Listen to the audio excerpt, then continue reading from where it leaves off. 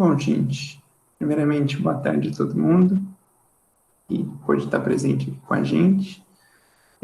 Teresa não pôde comparecer hoje, por conta dos compromissos que ela teve, mas espero que eu e Larissa consigamos dar conta do recado aí do nosso debate em dose dupla, né? Já que é a primeira vez que a gente discute dois autores. Dois autores, inclusive da aula de semana passada, né? Pré-modernismo. São eles o poeta Augusto dos Anjos e o contista e romancista Monteiro Lobato, certo? Como a gente dividiu, vamos dizer assim, a carga de pesquisa para esse debate, eu vou falar mais sobre os poemas do Augusto, um pouco da vida dele, das características das análises dos poemas, e a Larissa vai ficar com a parte do conto Negrinha, do Monteiro Lobato, que foi até pouco tempo atrás referência obrigatória no vestibular da Unicamp. Certo? Larissa, você prefere começar? Você quer que eu comece? Para mim, que você achar melhor. Eu acho que fica a seu critério, porque como a aula foi sua, fica a seu critério. Pode escolher. Fica tranquila. Você quer começar? Pode começar. Então eu vou começar. Aí a gente vai fazendo. Tá. É porque não tem muita coisa. Eu acho que os poemas dá para ver mais coisa, porque a gente já discutiu um pouco, querendo ou não, de Monteiro Lobato, já tem discutido esse formato de narração. Então, eu acho que agora, nesse momento, talvez seja mais interessante os poemas. Então, você tenta ser bem breve aqui. Nosso primeiro debate sobre poesia, né? Inclusive, não vai ser o último, tá, pessoal? Porque agora no modernismo, o que mais vai ter para a gente estudar vai ser poesia. Então, graças a Deus. Chegou o momento. Mas pode começar, por favor. Vou começar, então, falando um pouquinho da obra, o contexto que ela foi escrita. Então, Negrinha é um conto que foi publicado em 1920, na coletânea de mesmo nome, então, na coletânea chamada Negrinha também, e tem um narrador em terceira pessoa, um narrador onisciente em terceira pessoa. Ela é uma obra considerada pré-modernista, e ela está num contexto histórico, numa época em que estava acontecendo o fim da escravidão, e ela mostra que, apesar da abolição, ali a história é cerca de 30, 40 anos mais ou menos depois da abolição, a sociedade ela mantinha ainda uma mentalidade escravocrata. Então, apesar da abolição já ter sido assinada, já está meio que concretizada, vamos dizer assim, ainda tinha uma parcela da sociedade que se achava no direito de falar que era dona, que tinha escravos, que era proprietária de alguém. Então, o conto, ele conta a história da Negrinha, que é uma menina de 7 anos, ela é órfã, e a mãe dela era escrava, e ela nasceu já na senzala. Então, a mãe dela acaba falecendo, e ela passa a ser criada pela dona da fazenda, que é a Dona Inácia. E a Dona Inácia, ela não é uma pessoa, assim, vamos dizer assim, ela é uma pessoa de duas caras. Para a sociedade, ela se mostra como uma moça boa, que faz caridade, ela é amada pelos padres, a sociedade acha que ela é uma pessoa muito, muito gentil, muito boa, só que dentro de casa, dentro das paredes, assim, da fazenda, ela é uma pessoa totalmente oposta. Então, ela pratica atos ruins com a Negrinha, ela é cruel com ela maltrata ela, tem até uma passagem que a Negrinha chama, se eu não me engano, é uma outra pessoa que trabalha na casa, de peste, que era um dos apelidos que ela recebia, e contam para a Dona Inácia, ela vai, ferve um ovo e coloca o ovo quente na boca da Negrinha como castigo. Então, ela fazia esses maus tratos, praticava esses castigos, porque ela não aceitava o fim da abolição, e ela achava que fazer isso era retornar aos bons tempos, entre aspas, né? Que ela acredita que eram tempos onde tinham mais liberdade, que era o costume certo, vamos dizer assim. E aí tem todo esse contexto em que a Negrinha vive, todo esse contexto de opressão, dela não poder ter uma infância, porque a Dona Inácia não permitia nem que ela chorasse, quem dirá brincar, né? Então, aí, em determinado momento, chegam duas sobrinhas da dona Inácia, duas meninas loiras, bonitas, bem tratadas, bem vestidas, e para passar férias lá na fazenda, e elas trazem com elas alguns brinquedos, em especial uma boneca. E a negrinha, ela nunca tinha visto o brinquedo e ela nunca tinha visto boneca, e essa boneca encanta muito ela fica achando que é um anjo de cabelos dourados, um anjo loiro, porque ela fica realmente encantada, era uma coisa totalmente nova para aquilo. E ela vê as meninas brincando, ela fica assim meio receosa se ela pode ou não, receosa de ter algum castigo, né, por brincar com as meninas, só que a dona Inácia vai e permite que ela brinque com as meninas. E aí ela conhece, nesse momento, um mundo que até então era desconhecido para ela. Então ela conhece brincadeiras, ela conhece felicidade, ela percebe que o mundo não é só maus tratos, não é só opressão. Só que um belo dia as meninas vão embora e quando elas vão embora, elas levam praticamente esse mundo, elas tiram esse mundo da negrinha e ela é remetida, ela volta para aquele espaço de maus tratos. Então todo aquele mundo que ela conheceu vira ruína, acaba. Então ela não tem mais a felicidade da brincadeira, não tem mais a boneca, não tem mais a alegria, ela não pode brincar mais. Então tudo que ela conheceu naquele momento, naquele breve espaço de tempo ali, acaba. E ela volta para aquele mundo de opressão, de maus tratos. E ela voltar para esse momento, para essa situação desumana que ela vivia, faz com que ela comece a se retrair dentro de si mesma, começa a ficar cada vez mais frágil, começa a parar de comer, começa a ficar cada vez mais debilitada e ela acaba morrendo. E o livro fala, o conto ele fala que a morte dela é a coisa mais bela que existe. Só que tem que levar em consideração que ela morreu de fome, morreu frágil, morreu delirando com a boneca, com as brincadeiras, com aquele mundo que ela tinha conhecido ali naquele instante, e esse final trágico que termina o conto, então é sem esperança, sem perspectiva, sem nada. Então, do mesmo jeito que a negrinha não tinha esperança nenhuma antes das meninas, ela acaba o conto sem esperança nenhuma. Então, tudo aquilo que ela conheceu e por não ter direito àquilo, faz com que ela perceba que é como se ela não tivesse sentido para continuar, porque ela não queria voltar para aquela situação depois de ter conhecido um mundo diferente.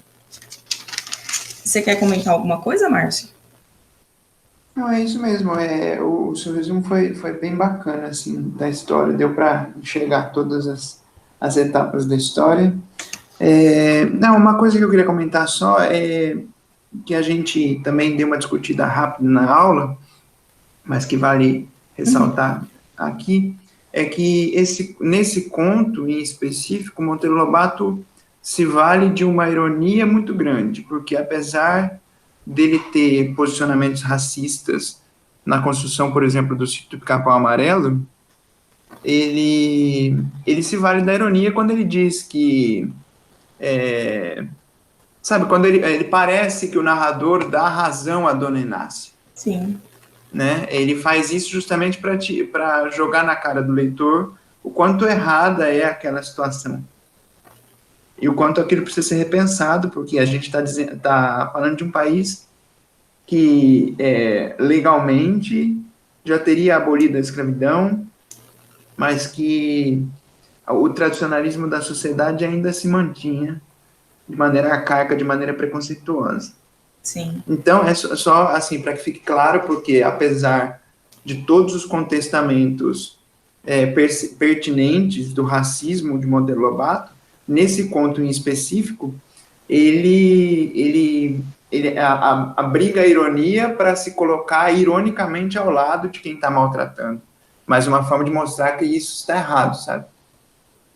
Tem que tomar meio cuidado quando você vai ler, porque a primeira vez que você lê parece que ele está do lado ele está completamente do lado da Dona Inácia, mas na realidade ele constrói um narrador que se coloca ao lado da personagem nessa defesa dos ideais preconceituosos, quando ele está querendo dizer totalmente o contrário disso, né? Daí a ironia usada, sabe? Mas isso também não tira a nossa razão de discutirmos a presença do racismo em outras coisas dele, né? Exatamente, tem essa ironia muito presente. Foi até um vídeo que eu vi para construir as informações, que aqui fica, quando você lê de primeira, assim, sem saber muito bem, você fica em dúvida, porque às vezes você tem aquela informação de que ele tem um conteúdo racista, mas você lê ali, aí você fica, mas ele tá do lado da negrinha, mas ele não é racista, por quê? O que tá acontecendo aqui? Então tem que ficar muito atento nessa questão da ironia, porque é uma coisa que pega. Tanto é que esse conto, ele virou obrigatório na Unicamp, se não me engano, em 2017. Foi depois de uma polêmica envolvendo também esse e acho que foi o Caçadas de Pedrinho, dele também, que foi no mesmo, né? Que estavam querendo que proibissem nas escolas, proibissem e tal, justamente por essas questões racistas. E aí parece que é uma coisa que ainda está na justiça, se proíbe ou não e tal. E depois disso, de toda essa polêmica aí, que esse livro o conto foi obrigatório na Unicamp. Mas não para discutir se o Monteiro Lobato é racista ou não. Não acredito assim, eu não acredito não, né? Os professores e tal falam que essa não é a intenção da Unicamp, debater bater um martelo se o Monteiro Lobato é racista ou não, através desse conto. É para mostrar justamente isso, que tem essa ironia presente e tem um retrato social ali de uma sociedade que, apesar de ter uma lei que falava, não, você é uma pessoa livre, sim, as questões históricas persistentes estavam ali marcando aquela sociedade que, teoricamente, já era uma sociedade livre. Então, tem que ficar muito atento quando lê. É isso mesmo. Tem que ficar atento. E eu acho que a Unicamp não estava para brincadeira, né? Quando ela escolheu esse conto, porque com a polêmica toda em volta do racismo de Monteiro Lobato, as pessoas que não foram atrás de ler o conto, nem de pesquisar sobre uma análise dele, a Unicamp com certeza preparou questões cujas respostas conduziam a um caráter de se entender esse narrador como racista, por conta até de você ouvir dizer dessa polêmica e achar que essa é a alternativa correta, mas justamente o contrário. A Unicamp escolheu a dedo um conto de Monteiro Lobato em que ele, ironicamente, se coloca a favor das práticas preconceituosas no intuito de lutar contra elas, né? Então foi uma escolha de mestre, aliás, como é quase sempre os livros da Unicamp. Você tem que tomar muito cuidado. Unicamp, FUVEST, eles escolhem a dedo as coisas que eles colocam, porque às vezes é de um autor que tem um parâmetro X de análise, mas que justamente nesse conto ou nesse romance, ele foge disso, e justamente para que você se atente àquilo que você está lendo, àquilo que você está analisando. Não se prenda só às informações teóricas brutas, vamos dizer assim, a respeito do autor, sabe? Procure entender cada obra por si. Exatamente. E aí eu trouxe 3 pontos que eu achei interessante do conto que eu queria colocar. O primeiro é essa oposição de personagens, né? Essa exposição de 2 realidades completamente opostas. Então, de um lado, a gente tem a negrinha, que é uma menina órfã, uma criança frágil, extremamente magra, assim, raquítica, pobre.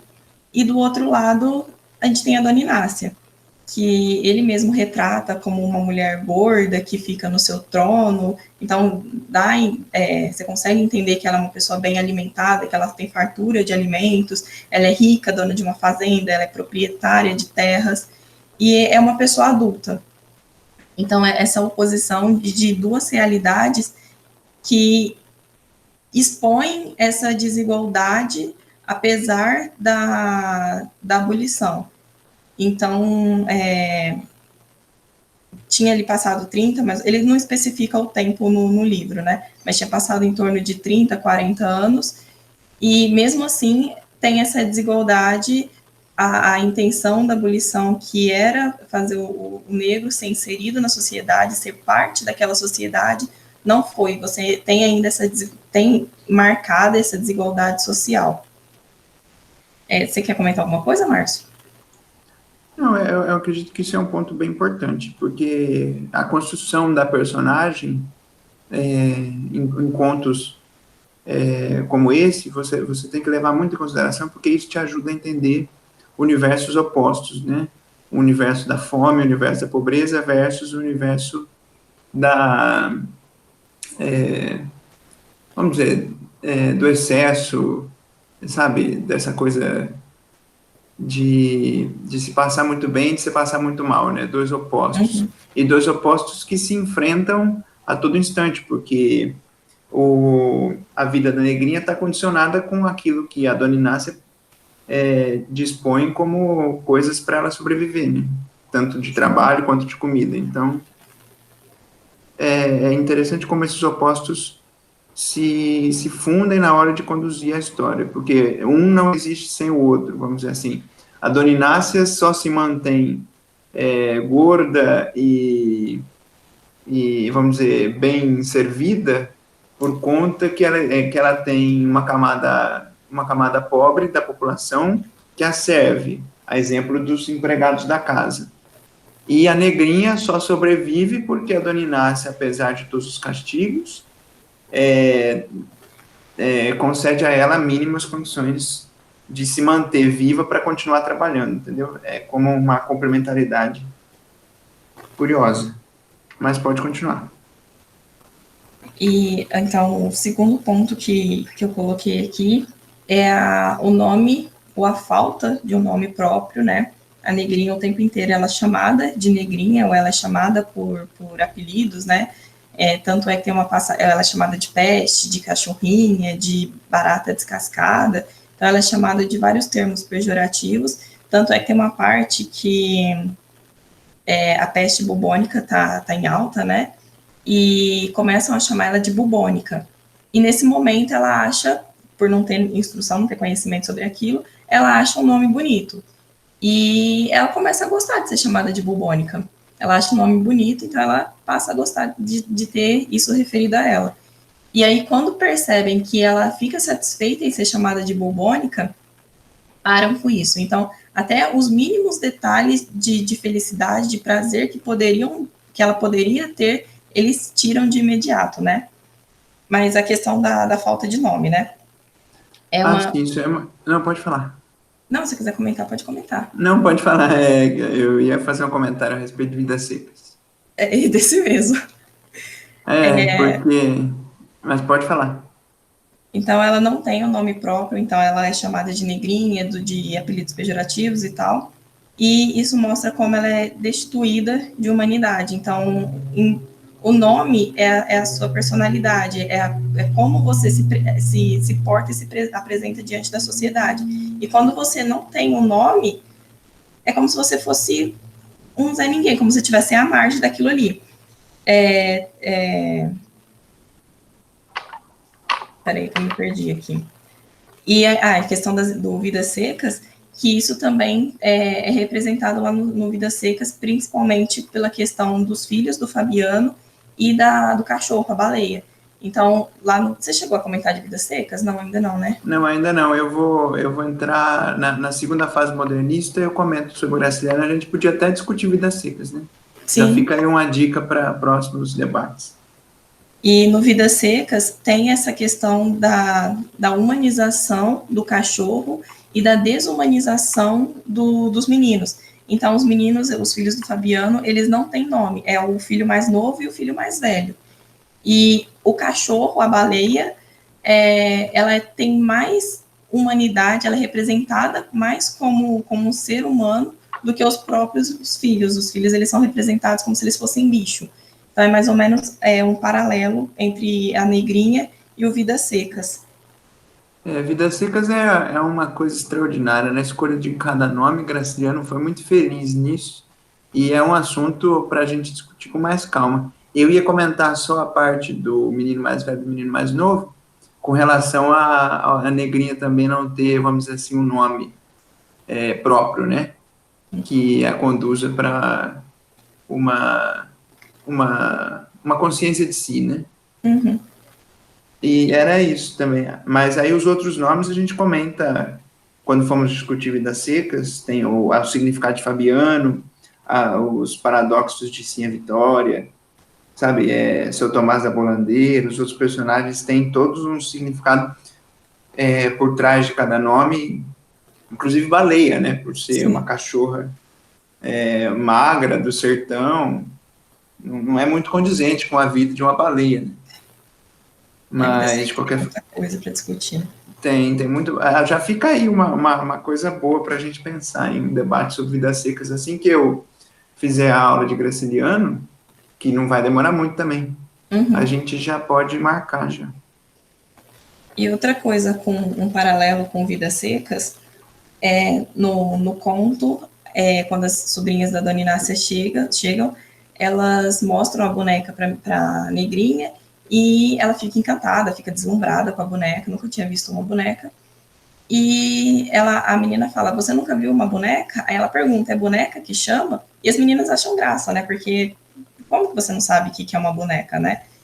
E me lembrou um pouco também o Vidas Secas, porque, assim, a Vitória, que é a esposa do Fabiano, o maior sonho dela é ter uma cama de couro igual o Tomás da Bolandeira. Então, eu tinha uma professora que falava, minha professora de literatura, ela falava que você só pode sonhar com aquilo que você conhece.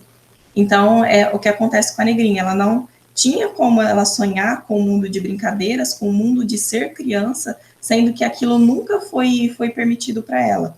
Então, ela nunca poderia imaginar o que é um brinquedo, o que é uma boneca, se aquilo nunca foi apresentado para ela, falando, olha, você é uma criança, a sua obrigação, vamos dizer assim, é brincar, não é ficar no canto da cozinha, não é ficar calada, não é ficar à margem de todas as questões, né, da sociedade de uma forma geral. Então, a sua função aqui é brincar e se desenvolver. E ela não tinha como pensar essas coisas, imaginar, sendo que ela nunca foi apresentada a nada disso. Então, quando as meninas chegam lá e ela apresenta as bonecas, apresenta as brincadeiras, apresenta esse mundo de felicidade, ela descobre essa humanidade, ela tem uma epifania dessa humanidade que ela perdeu e que ela não teve direito por todo o contexto social que ela estava envolvida. Então, é um outro paralelo também com Vidas Secas. Sim, isso é muito interessante, essa coisa de sonhar com aquilo que a gente conhece. E é verdade mesmo, né? De modo que Negrinha nunca poderia imaginar uma boneca se ela nunca tinha visto uma boneca. Então, isso foge de um universo imaginativo, né? E até sensorial dela, né? Ela não conseguia conceber uma ideia dessa, sendo que ela não tinha nunca tido a oportunidade de brincar com nada dessas coisas, né?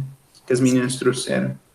E assim, a Vitória não. Assim, a Vitória conhecia o seu Tomás da Bolandeira para que desejasse uma cama confortável como a dele, né? Enquanto ela dormia numa cama de palha, de bambu. Sim.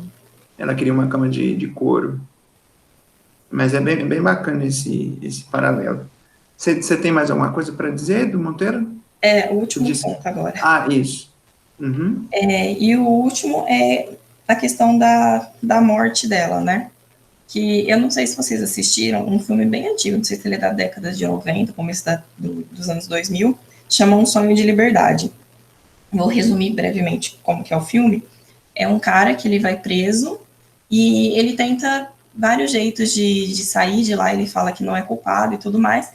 E ali tem várias pessoas, tem várias histórias paralelas ali acontecendo, e uma delas é um senhor que em determinado momento ele sai ele cumpriu a pena, e aí ele sai da cadeia. Só que ele saiu depois de 40, 50 anos que ele estava preso. E na cadeia ele era uma pessoa respeitada ali dentro, ele era um senhor, sei lá, uns 80, 90 anos mais ou menos, e ali na cadeia ele trabalhava numa biblioteca. Então ele indicava livros para os outros presidiários, ele contava histórias. Então ali naquele espaço ele era respeitado como uma pessoa culta, como uma pessoa inteligente, ele era valorizado. Então tem várias questões, né, que envolvem, mas focando só nisso, é mais ou menos o que acontece com a Negrinha. Então, o cara do filme, ele é solto depois de passar 40, 50 anos preso, então praticamente metade da vida dele ele passou numa cadeia, e aí ele volta para a sociedade. Quando ele volta, ele não consegue se readaptar àquela vida, não consegue se libertar com a vida extramuros, e acaba se matando. Então, é mais ou menos o que acontece com a negrinha. Como que você pode voltar para algo, né, para uma vida, depois que você se acostuma com uma outra vida ou com uma outra perspectiva de alguém, de vida? Então, a negrinha, ela estava ali numa vida de opressão, de maus tratos, e aí, num dado momento, ela conhece duas meninas que mostram para ela que, olha, é diferente, tem uma outra vida, tem uma outra perspectiva, não é só os cantos da cozinha que você pode ser destinada, tem muito mais. E quando ela é retirada daquele ambiente que as meninas vão embora, e aí ela volta para aquele ambiente de opressão e de maus tratos, ela não consegue se adaptar àquilo porque ela já conheceu uma outra vida, ela teve uma perspectiva de uma coisa maior. E aí é quando ela morre. E é mais ou menos o que acontece com esse senhor. Ele era marginalizado, extramuros. Quando ele está na cadeia, ele era respeitado por ser alguém, ele era uma pessoa que servia para algo. E aí, quando ele volta para a sociedade, ele volta a ser ninguém, ele volta a ser marginalizado. E aí, quando ele não aguenta, ele acaba se suicidando. Então, é um outro paralelo que dá para fazer com a negrinha, um paralelo mais atual, que dá para fazer com a negrinha, né? Como se acostumar, sendo que você já conheceu algo que vai além da sua realidade, né? Isso é muito interessante. Você falou, enquanto você falava, eu pensei numa coisa. Enquanto você puxou a negrinha para uma coisa mais próxima, no sentido de tempo, eu pensei numa coisa extremamente distante, uma relação, acho que até um pouco forçosa, mas acho que vale a pena só jogar na roda, né? Dizendo que essa história de você não querer voltar à sua realidade antiga depois que você se adapta à nova, me lembra muito o mito da caverna de Platão. Sim. Com essa história de você não querer voltar para a caverna depois de você descobrir o mundo lá fora, né? E é justamente uma coisa possível de se relacionar, porque a negrinha, depois que ela descobre, bem dizer, a infância, né? Que ela não tinha nem noção. Infância, eu quero dizer no sentido de sentimento, no sentido de pureza, de brincadeiras, de tudo mais. Depois que ela descobre tudo isso, ela se encontra como ser capaz de possuir a felicidade, né? E isso era a busca constante dos filósofos gregos, né, de se entender enquanto ser no mundo. Então, quando você saía do estágio, vamos dizer, da ignorância, que seria supostamente a caverna, você depois não queria nunca mais voltar para aquilo. Então, negrinha, apesar de todo o esforço dela, ela não... Apesar de todo o esforço, ela não consegue...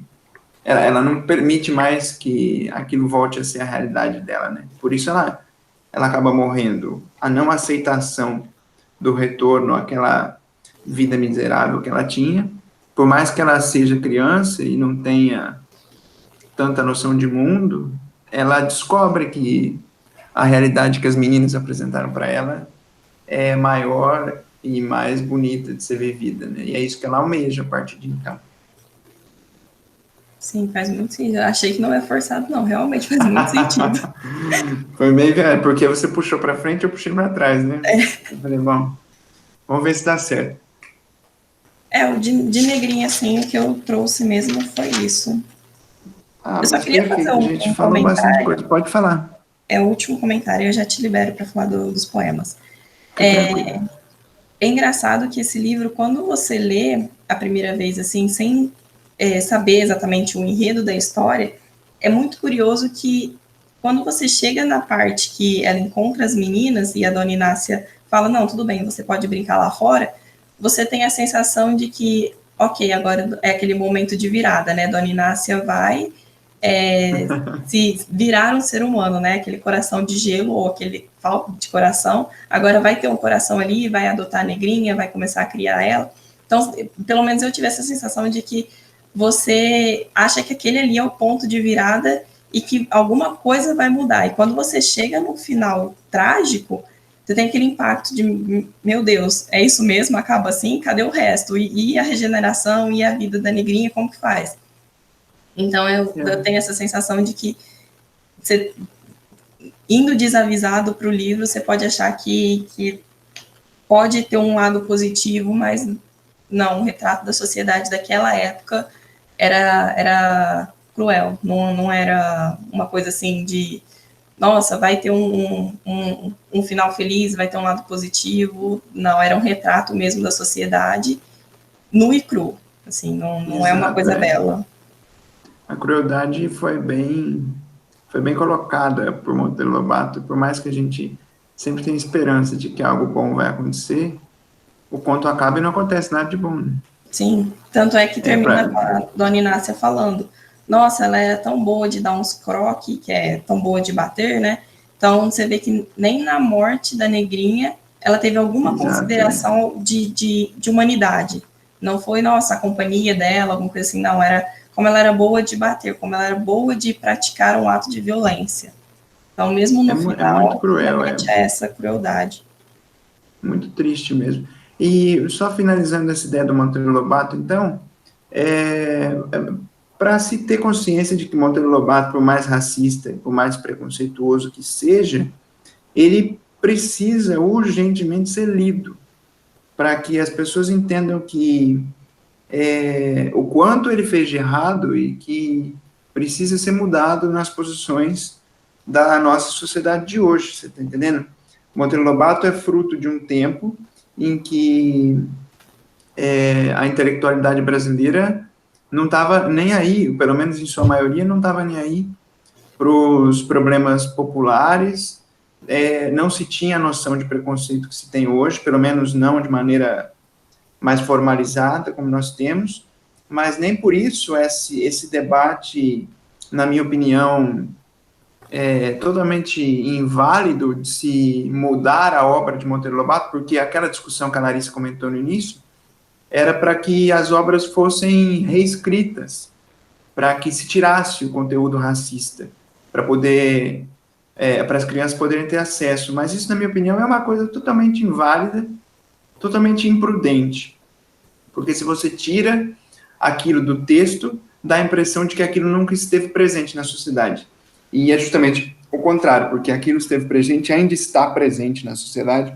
Em mais de 500 anos de Brasil, a gente luta até hoje contra esse tipo de coisa. Então, na minha opinião, e acredito que na opinião de muitas pessoas que entendem o verdadeiro sentido da importância de Monteiro Lobato, por mais que ele seja racista, a gente deve lê-lo para que os mesmos erros que ele cometeu não sejam novamente cometidos, sabe? No meu ver, Monteiro Lobato tem que continuar sendo leituras obrigatórias da infância, para que as crianças mesmo já percebam, e criança tem uma coisa de perceber as coisas mais rápido que a gente, muitas coisas, principalmente com relação a sentimentos, né? Para que essa realidade seja mudada ainda numa idade pequena, numa idade em que você possa crescer de maneira mais justa com os seus semelhantes, por assim dizer, entendeu? Eu acho fundamental a leitura de Lobato, apesar de não concordar nem um pouco com as posições ideológicas e as análises de sociedade dele. Eu acredito que a gente tem que ler, sim. Não tiro uma vírgula do que você falou, concordo absolutamente com tudo. Não é colocando debaixo do tapete que a gente vai mudar alguma coisa, é conhecendo a história, conhecendo como era o pensamento da época, que a gente para e pensa, não, isso daí não era legal, não era bom, não era uma coisa interessante de se fazer, então, a partir de agora, nosso posicionamento deve ser outro. Então, não é proibindo que se constrói um pensamento diferente, é expondo e debatendo sobre aquilo. Com certeza. Na Alemanha, as crianças aprendem sobre Hitler para que não se crie outro Hitler, né? Exatamente. Então, precisamos levar adiante o mesmo raciocínio. Mas, então, começaremos com Augusto dos Anjos, nosso poeta nihilista, né? Com o seu pessimismo gigantesco. Eu vou tentar apresentar aqui. Vamos ver se eu me dou bem. Vocês me avisem se o negócio está funcionando, porque eu não sou bom com isso. Vocês estão conseguindo enxergar? Apareceu aqui, sim. Maravilha. Isso aqui é uma coisa que eu achei no começo do livro que eu estou lendo de poesias dele, que eu comecei a ler para que a gente pudesse debater aqui. Eu achei muito interessante. É uma microentrevista, um inquérito, vamos dizer, que ele respondeu numa publicação chamada A Loucura dos Intelectuais. Essa pesquisa foi feita no Rio de Janeiro, em 1914, e aqui nessas respostas você tem características muito importantes da vida de Augusto dos Anjos, que vai nos ajudar a entender um pouco da obra dele. Veja bem, Augusto dos Anjos, na época com 28 anos, professor e advogado, casado, filho legítimo do bacharel Alexandre R. dos Anjos e dona Córdula C.R. dos Anjos, certo? Aí ele diz, meu pai foi vítima de surmenage e morreu de paralisia geral, e minha mãe é excessivamente nervosa. Então, a gente vê que os antecedentes hereditários nos levam a um quadro de saúde um pouco frágil de Augusto, tanto mental quanto física, que vai combinar com a tuberculose que ele adquire. Ele morre muito novo, com um pouco mais de 30 anos. Então, a gente vê que os antecedentes hereditários colaboram para isso, né? Antecedentes pessoais. Aí ele diz, o que me pode adiantar na minha infância é que, desde a mais tenra idade, eu me entreguei exclusivamente aos estudos, relegando por completo tudo quanto concerne ao desenvolvimento, numa atmosfera de rigorosíssima moralidade, da chamada vida física. Então, Augusto dos Anjos seria o nosso nerd da nossa geração, né? Porque se entregou exclusivamente aos estudos numa atmosfera de moral extremamente rigorosa quanto à vida física dele, certo? Ele foi educado na Paraíba do Norte, num lugar chamado Engenho Pau d'Arco. Shakespeare e Edgar Allan Poe são os autores que mais o impressionaram. Daí você vê que ele tira de Shakespeare e Poe expressões trágicas, expressões pessimistas, que a gente vê muito na poesia dele. E ele diz que não tem autor favorito, todos os bons autores o agradam, certo? Como é que ele trabalha? Durante o dia, quase sempre andando no meio de toda a azáfama ambiente ou à noite, deitado. Conserva de memória tudo quanto produz.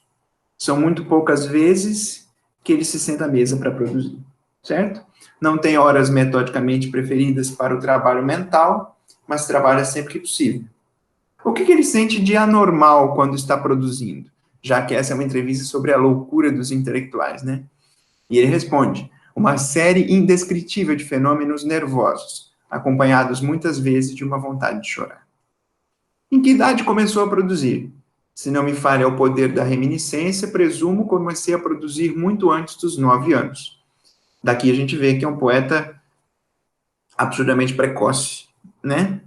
E que, dada a sua importância na literatura, a gente tem que ver que a poesia dele tem uma força muito considerável, porque se ele começou a escrever antes dos 9 e morreu antes dos 40 anos, não são muitos anos de produção, no entanto, a obra dele se reúne num livro de 400 páginas, que na opinião de muitos críticos, é uma coisa absurdamente complexa da literatura brasileira, porque, como eu disse na nossa aula, ele mistura, né? Ele funde elementos parnasianos, simbolistas, expressionistas, naturalistas e pré-modernos, que é como a gente o classifica por conta do seu período temporal de vida e produção, certo?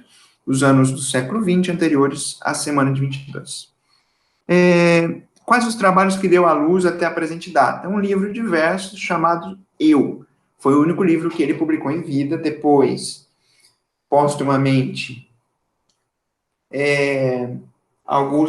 aliás, outros escritores, inclusive Augusto de Campos, que é um poeta concretista, revisita a obra de Augusto dos Anjos, cuidado para não confundir, e publica um livro chamado Eu e Outras Poesias, que ele reúne inéditos e publicações posteriores ao Eu, até a morte do Augusto dos Anjos, certo?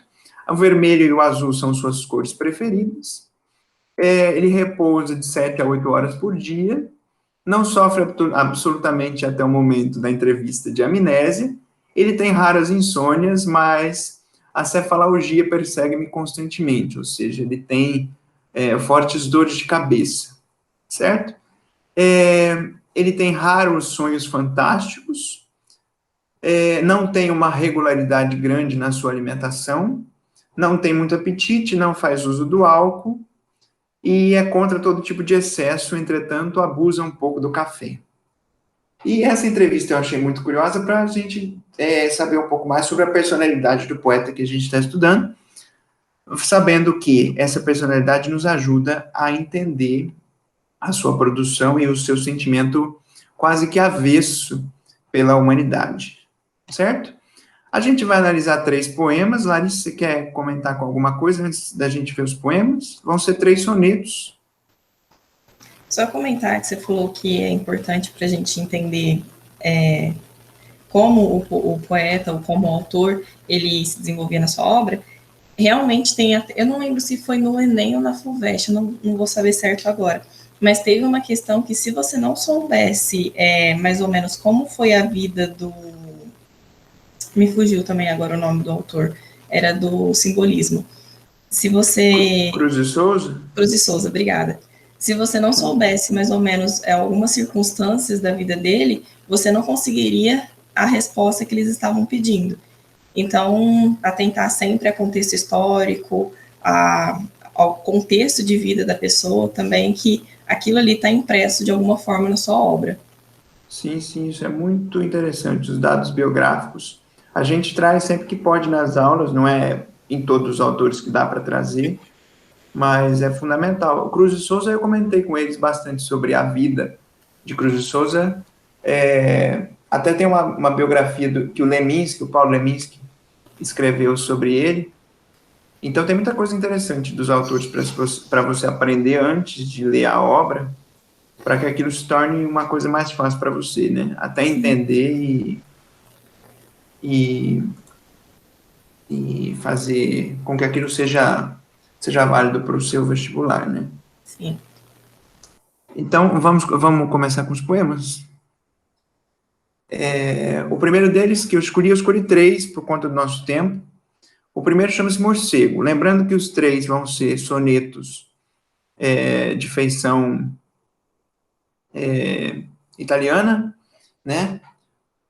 2 quartetos, 2 tercetos, decassílabos, né? Versos com 10 sílabas métricas e com rimas, certo? Vamos lá, então. O Morcego.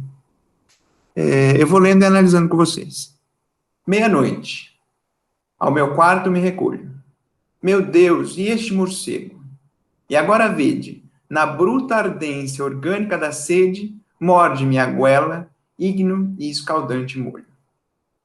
Vou mandar levantar outra parede, digo. Ergo-me a tremer. Fecho o ferrolho e olho o teto. E o vejo ainda, igual a um olho, circularmente sobre a minha rede. Pego de um pau. Esforços faço. Chego a tocá-lo.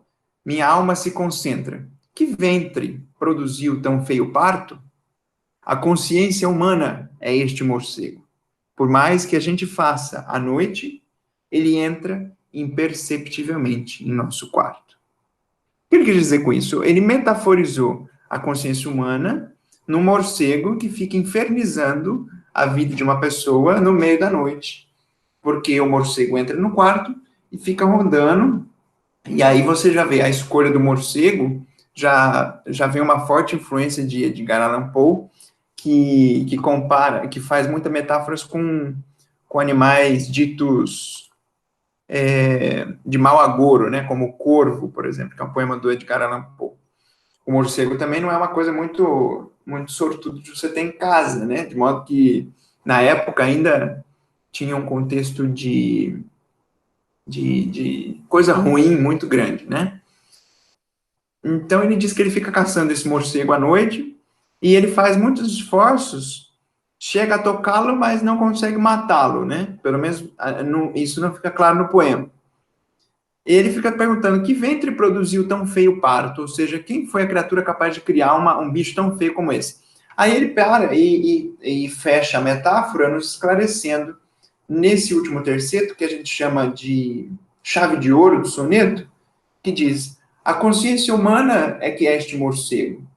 Por mais que a gente faça loucuras e coisas aleatórias na nossa vida, à noite ela sempre entra no nosso quarto para que a gente nunca possa dormir em paz, num remorso, numa incerteza, numa dúvida das coisas que a gente fez, certo? Então, isso é o que Augusto dos Anjos quer nos contar, que por mais que a gente faça coisas na vida sem pensar, à noite, quando a gente se deita, a gente sempre tem que ter um debate irreversível com a consciência daquilo que a gente fez, certo? Algum comentário? Esse talvez seja meio forçado, mas eu lembrei um pouco do espelho, justamente nessa questão de você ser confrontado, no caso aqui com a consciência, né? Mesmo que você não queira debater com ela sobre suas atitudes, sobre suas ações, ela está ali o tempo inteiro te confrontando. Mesmo que você levante uma parede, ela está ali te confrontando. Sim. Isso é ótimo, porque o Jacobina não queria se olhar no espelho quando ele não estivesse fardado, porque Márcio, eu ele vou não te cortar conseguia só se um ver. pouquinho, rapidinho, porque não tem ninguém em casa e estão batendo campainha. Eu acho que é meu irmão. Só um minuto, mas pode Fica continuar tranquilo. falando. Desculpa. Eu vou para o próximo poema. Tá, não, mas pode concluir o que você ia falar. Eu só preciso abrir o portão aqui. Fica Desculpa. tranquilo. Mas é isso, entende?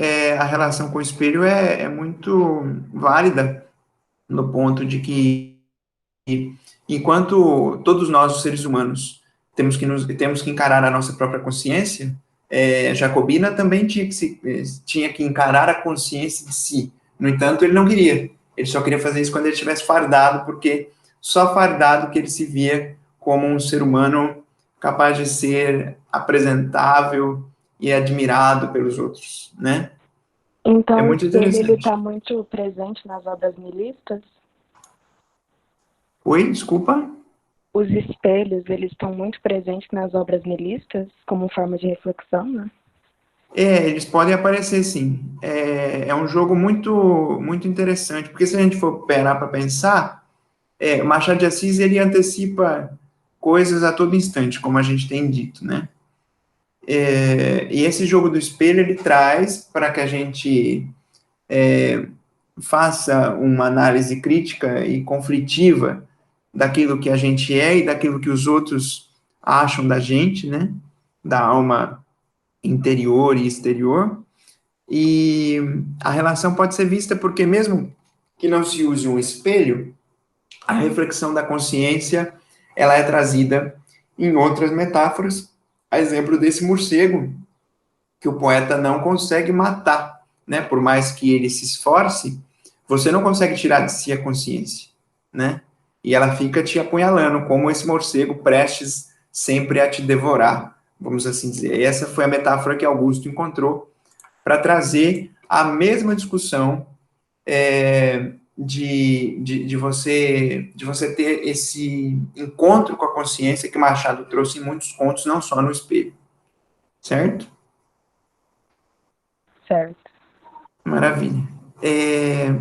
Vamos ao próximo. O poema chama-se Contrastes.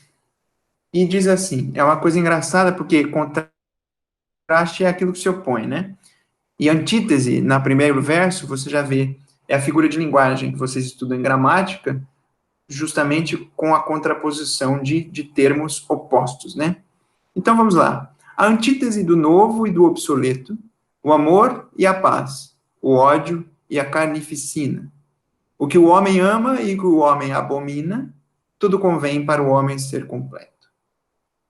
Aqui ele diz que, apesar dos contrastes todos, o homem só é completo quando ele pode conviver com todos os contrastes, né? Tanto com o amor, quanto com o ódio, tanto com a paz, quanto com a carnificina. Coisas que ele ama e coisas que ele abomina, certo? O ângulo obtuso, pois, e o ângulo reto, uma feição humana e outra divina. São como a eximenina e a endimenina, que servem ambas para o mesmo feto. Aqui, gente, a gente tem que lembrar da aula de Augusto dos Anjos, que ele usa muitas palavras relativas à biologia, à química e à física, né? É uma linguagem científica, como a gente comentou na aula, que não era muito comum no poema, né? E que passa a ser uma característica muito frequente em suas obras. Que ele diz o seguinte: eximenina e endimenina, eu fui pesquisar porque eu também não tinha o menor conhecimento disso, são as membranas externas e internas do pólen, respectivamente. Por isso que ele diz, servem ambas para o mesmo feto, tomando uma metáfora como se o pólen fosse o responsável, como pela fecundação das plantas e tudo mais. Então, como ele diz que tudo convém para que o homem seja completo, as duas membranas do pólen são importantes para que ele seja protegido e possa cumprir a sua função como se diz, na reprodução das plantas, certo? E aí ele continua, eu sei tudo isso mais do que o Eclesiastes, que é um livro bíblico, que também traz muitos contrastes para que se faça a reflexão sobre, né? Por justa posição destes contrastes, junta-se um hemisfério a outro hemisfério. As alegrias juntam-se às tristezas. E o carpinteiro que fabrica as mesas faz também os caixões do cemitério. Ou seja, ele joga todos esses contrastes para que a gente entenda que o mesmo ser humano que pode fabricar as mesas, que nos servem como lugar para se comer, para se encontrar, para se conviver, que demonstra muita vida, né? O encontro em torno da mesa, ele também faz caixões do cemitério, com a mesma matéria-prima que a madeira. E esses caixões simbolizando o fim da vida, a morte, né? Das pessoas. Portanto, ele diz que unem-se os contrastes, todos, tanto biológicos quanto sentimentais, para que o homem possa existir por completo, certo? Na opinião de Augusto dos Anjos, sem os contrastes, o homem não teria condições de viver a experiência humana por completo, certo? Algum comentário, gente? A gente vai para o último poema. Alguma dúvida, alguma sugestão?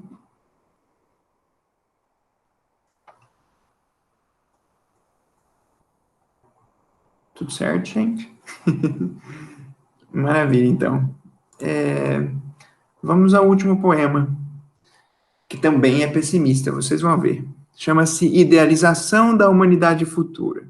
Augusto dos Anjos tenta idealizar como vai ser a humanidade daqui a algum tempo. E aí ele diz: rugia nos meus centros cerebrais a multidão dos séculos futuros. Homens que a herança de ímpetos impuros tornara etnicamente irracionais. Veja bem, gente. Ele está dizendo que uma multidão hipotética dos séculos futuros causava turbulências no cérebro dele, e ele via homens cuja herança de ímpetos impuros tornara eticamente irracionais, né? Aí uma crítica muito forte à raça humana e a tudo que se construiu de ruim, né? Como as guerras, como a bomba atômica, como a escravidão, como todas essas coisas que o ser humano criou de negativo, né? Apesar de ele já ter passado por tudo isso, com exceção da Segunda Guerra Mundial, da bomba, ele viu muita coisa ruim no mundo. E disse que no futuro seríamos até piores, porque seríamos irracionais. De tanto que a herança dos ímpetos impuros do passado nos influenciaria. Não sei que livro em letras garrafais meus olhos liam. No humus dos monturos, realizavam-se os partos mais obscuros dentre as genealogias animais. Como quem esmigalha protozoários, meti todos os dedos mercenários na consciência daquela multidão. E em vez de achar a luz que os céus inflama, somente achei moléculas de lama e a mosca alegre da putrefação. O que ele quis dizer com isso? Ele encontrou essa humanidade toda corrompida e foi tentar entender. Meti todos os dedos mercenários na consciência daquela multidão.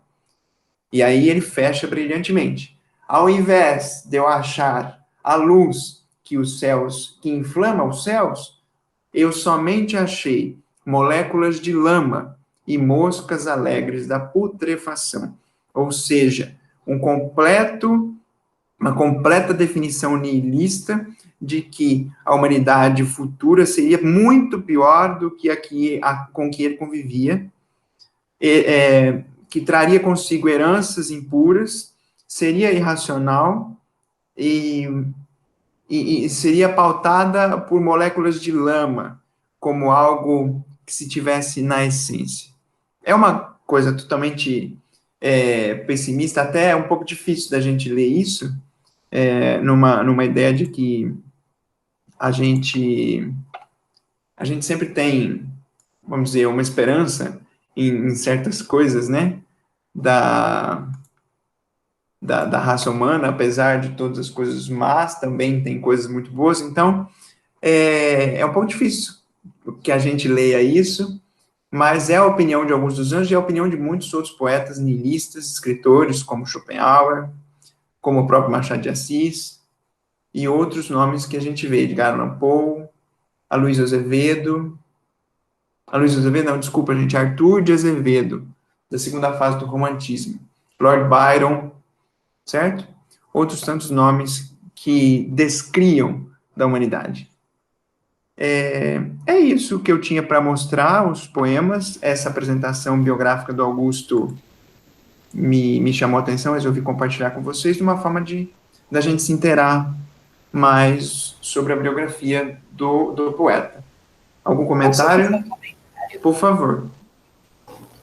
Esse da idealização, eu não sei, mas me veio muito na cabeça o Velho do Restelo, os Lusíadas, quando ele faz a previsão, né, ele fala para Portugal, olha, dá uma segurada, que apesar dos feitos que vocês estão conseguindo, estão atravessando os mares e tudo mais, isso daí pode dar errado, se vocês não perceberem, não tomarem cuidado com o que vocês estão fazendo, vai começar um declínio difícil. Só que ele faz isso de um jeito muito, muito mais pessimista e passando pelo que ele passou, igual você falou, passando pela guerra, passando pelos desastres, pelas tragédias humanas. Então, ele faz isso de um jeito muito mais pessimista, porque ele viveu os horrores da humanidade, né? Não todos, mas os que ele viveu já era o suficiente para desacreditar, né, num futuro positivo, e crente de que o ser humano estava na lama, né? Tava cavando o seu próprio buraco. Ao contrário do Velho do Restelo, que ele alerta porque o Portugal está começando a ir numa coisa desenfreada. Mas ele alerta que pode dar ruim se eles não tomarem cuidado com o que eles estão fazendo. Então, são duas coisas, para mim, né? São duas coisas que têm o mesmo fundamento, só que por caminhos diferentes. Não sei se fez sentido. Não, fez sim. O pessimismo nos Lusíadas se dá em 2 pontos, né? No episódio do Velho do Restelo, que é uma pessoa representando toda a sabedoria de um país tradicional, que alerta para possíveis consequências. Olha, se vocês continuarem assim, não vai dar muito certo, entendeu? Vocês vão sofrer e tudo. O país vai sofrer as consequências desse ímpeto colonizador, né? Como a gente viu que aconteceu, porque Portugal hoje, a gente sabe que não é o local mais sagrado e mais desenvolvido da Europa, de modo que o Velho do Restelo é uma metáfora e Camões acerta na metáfora. Sim. E o epílogo, que é a parte final dos Lusíadas, também é muito pessimista, porque é o Camões já cego, pobre, sem condições nenhuma de publicar o seu livro e vendo Portugal se arruinando, já que o rei Dom Sebastião tinha desaparecido na Batalha de Alcácer Quibir, na África, e 2 anos depois desse desaparecimento, a Espanha o rei da Espanha se apresenta como pessoa com direito ao trono de Portugal, e aí você tem o início da União Ibérica, né? Camões diz que morre com o seu país, e isso é muito bacana, porque é mesmo o ano da morte de Camões, é o ano do início da União Ibérica, em que Portugal praticamente deixa de existir para se manter sob condições do comando espanhol, né, em 1580. Então, são as duas partes dos Lusíadas que são pessimistas, que não deixam de ter relação com o pessimismo dos autores posteriores a isso, tanto no romantismo quanto nas outras fases da literatura, né?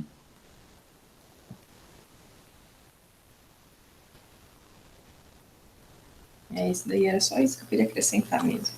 Muito bom, gente. Bom, estamos aí com 1 horinha do nosso debate. Vocês têm alguma dúvida, algum comentário? A gente pode ir encerrando por aqui. Fiquem à vontade. Temos tempo, a aula é só às 7 horas, mas para não atrasar a vida de vocês também.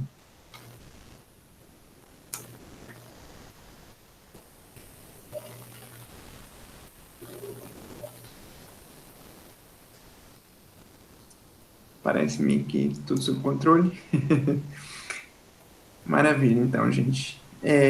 Eu vou me despedir aqui, depois passo a palavra para a Larissa, para antes da gente fechar. Só agradecendo pela paciência de nos ouvir até aqui, pela participação, pelas dúvidas,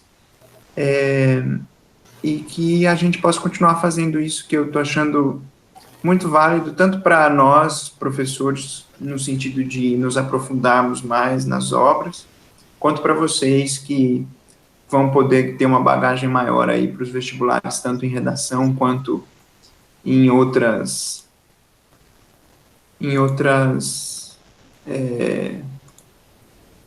coisas, né? Lógico que nas questões de literatura, de português, mas isso serve de bagagem para a história, para a geografia, para muitas outras coisas. A gente mantém esse debate sempre que possível, nós vamos decidir ainda conversar entre os professores quais vão ser os próximos, lembrando do encontro com Marcelino Freire, marcado já para o dia 9 de novembro, né? Vocês já receberam um livro lá no grupo do cursinho dos alunos, quem puder já ir lendo e fazendo comentários, dúvidas, vai ser muito positivo. Não é um livro grande, é um livro bem rápido, você pode dividir 1, 2 contos por dia, e em uma semana você terminou o livro. E é um livro que vale muito, muito, muito a pena de ser lido e ser discutido, tá certo? Como eu disse, os vestibulares não costumam errar na escolha dos livros de referência obrigatória, de modo que Contos Negreiros tem uma importância fundamental para ter entrado esse ano no debate da Federal de Uberlândia. É isso, gente. Eu fico por aqui, mas não tanto por aqui, né? Porque daqui a pouco a gente se vê de novo para estudar as vanguardas europeias e o modernismo em Portugal. Larissa, por favor, obrigado também. Como o Márcio disse, nós gostamos muito desse momento, foi até uma coisa que a gente falou semana passada, assim, no nosso grupo de professores, que se a gente pudesse, fazia toda semana, todo dia, que é uma coisa que não é só para vocês também, a gente aprende muito, poder se aprofundar, né, porque às vezes a gente olha só de uma maneira não superficial, mas direcionando o olhar só para o que o vestibular cobra. Então, ter esse momento para poder discutir mais a fundo, mesmo que seja 1 ou 2 obras, também é um momento muito enriquecedor para a gente. Então, sempre que vocês puderem, sempre que vocês estiverem dispostos, participem desse momento, convidem seus amigos também. Agradecemos muito por vocês estarem aqui praticamente toda semana, assim.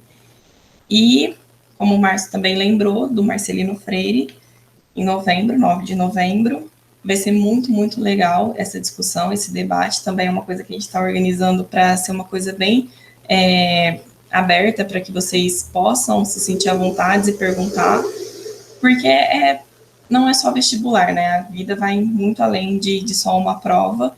Então, esses momentos servem para que vocês vão construindo pensamento crítico, vão construindo opiniões, vão vendo o que vocês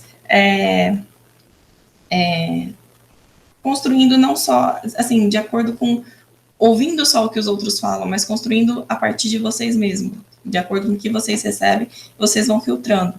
Então, o Márcio disse sabiamente, é um livro curtíssimo, eu estava me programando para ler um por dia, acabei lendo muito mais, e esperamos vocês, agradeço muito, muito por vocês participarem. E é isso, obrigada, boa aula para vocês, Fernando Pessoa, e aproveitem. Até o próximo debate. É isso, gente. Até mais. Parar aqui.